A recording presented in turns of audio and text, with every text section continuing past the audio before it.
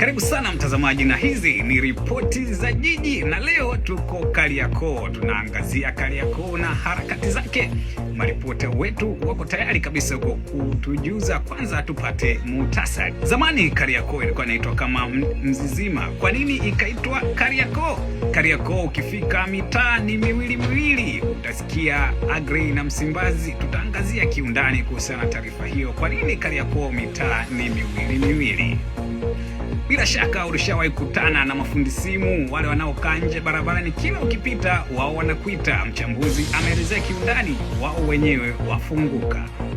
Watu wengi wanaoelekea Kariakoo wanakumbana na vishandu au bodaboda wanaopita spidi, na Kariakoo hakuna bodaboda anayetembea polepole. Bodaboda wao wenyewe wanasemaje?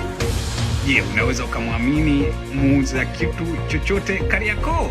Hata muuza ndizi unaweza kumwamini? Basi mchambuzi wetu wa swala ya majiji anaelezea kiundani zaidi.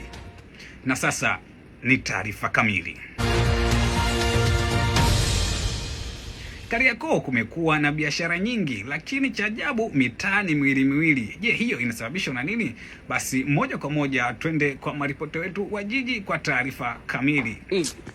Mchambuzi wa masuala ya jiji kuhusiana na mitaa, hivi kwa nini Kariakoo mitaa inakuwa miwili? Kwa mfano Agrey na Msimbazi, Mafia na Likoma, yani kwa nini hiyo mitaa inakuwa miwili? Unaweza kaambiwa mtaa wa Masasi na Lindi, kwa nini ni miwili?